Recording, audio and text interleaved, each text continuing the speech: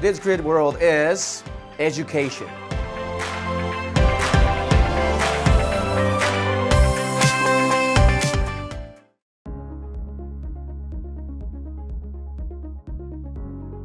Sustainability tackles so many goals like carbon neutrality, reducing food waste, recycling, and so much more. But you have chosen to focus mainly on providing adequate food, water, and shelter to the global population. So I guess what was your motivation in choosing these exact goals? In 2005, when I started this, I ended up in Scotland, where some of you just came back from. And at the University of Glasgow, Lord Kelvin, I read something that said, in order to improve a situation, you must measure it. That was one thing. And then Bertrand Russell, I believe it was, that said, in order to have a peaceful society, you must have a stationary society. So you might ask yourself, what does it take to be stationary? Right. Well, I look for affordable food, affordable shelter, and clean water. Right? So in order to have a peaceful society, you must have food, water, shelter. And let's call it 222. And then Buckminster Fuller, another person, said, if you can't explain it to a 6-year-old, then you need to go back and study it some more. Right? So I was trying to break it down, and that's where I came up with that sentence first, or the question, are you better off if your neighbor has dignified access to food, water, and shelter? And I got those nods, and then the World Health Organization and certain biological needs 222 describes. And you mentioned some countries you work with, primarily in Asia and Africa. Could you provide us with more examples of some countries Suki 222 reaches? Sure. Rwanda, Malawi, Mozambique, Zambia, Zimbabwe, Kenya, Cameroon, I mentioned, Tanzania, Nigeria, Ethiopia, Liberia, that the filters are actually missing right now. So 1 out of 24 countries may have gone awry. But all of these countries I've met on the internet. I've not been to any of these countries. I've never met any of the people in person. But I want to go back and name all the countries, but Rwanda, it was a real big one. Sierra Leone is one of the 7th poorest country in the world, and that was very gratifying. The people are so grateful for these projects. We've all, Bangladesh, we're in Asia, Nepal, we've done a project. It's just so rewarding. And as you say with the first question, when I get up and I look at the pictures that have come in, and it's just really gratifying. And at first you said that because of 222 you aim to do 22 countries, but now you've gone to 24, so Suki 222 really has grown out of expectations, you'd say. It has a number of countries, but there are so many. We need, at a global level, to get 1 billion people, a filter at 50 people per filter is 20 million filters. But we could actually use one for every 10. Many of the other nonprofits that are operating put one in every household, which is great, but it doesn't take care of all the other households, right? So if we put them in central locations, initially at those clinics and schools, they have the impact, and then we can go back and end those filters. So I want to be active wherever, not just in 22 or 24 countries, but wherever there's a human being without clean water, and there's someone next to them that has the answer, then let's help each other, help ourselves. Is there any way that we can actually do or help support this project, like us, like younger generation? Like people? Well, do you like music? Yes. Yeah. So we're going to have some music, some 222 music. There's actually a 222 theme song that somebody heard it, and they heard me. They didn't hear the song. They created the song after talking on a little group call. That's how it's happening, is word of mouth.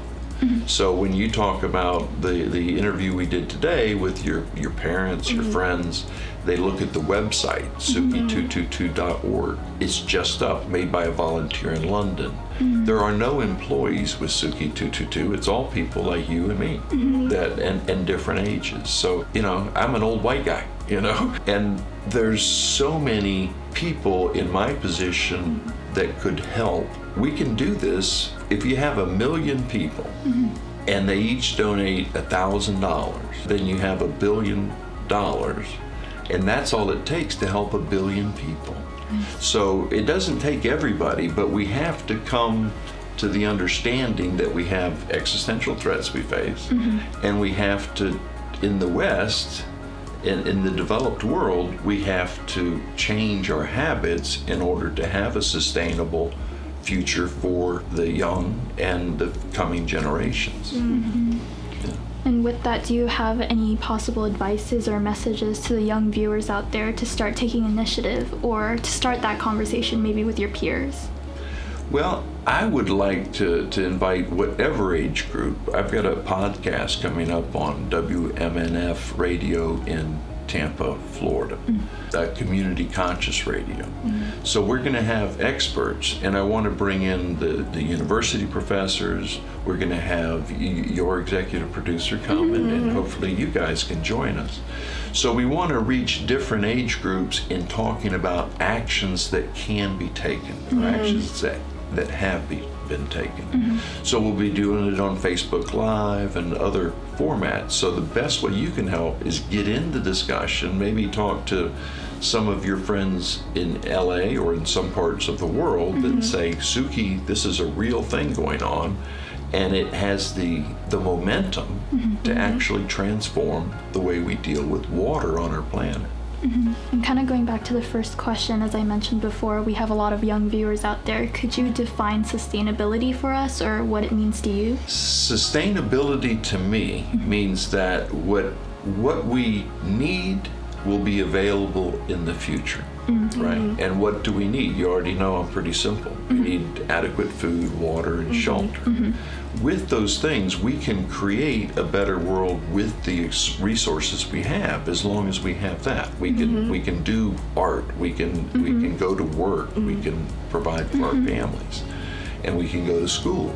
But without those things, we can't. So sustainability to me is working in line with nature, that we have a robust food supply, that we have robust water, and that it's not just humans that we're trying to deal with, it's all of life on Earth, right? Because we're on this stardust going through time, and we might as well make it to where we all like to smile, and we all smile when we're hungry. We get something to eat, we quiet down, we're easier to get along with, we're not cranky.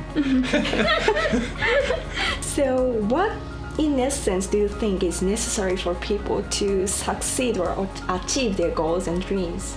We're talking about creative world, right?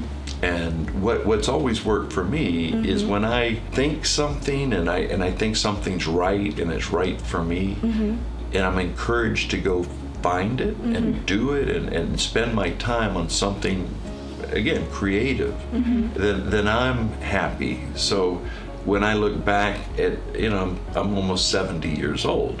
Your audience is from early education to older than me, obviously. But for the young, to do something sustainable, it's essential. When I was young, and even 30 years ago, sustainability was not in the news, right? It was all about more superficial things.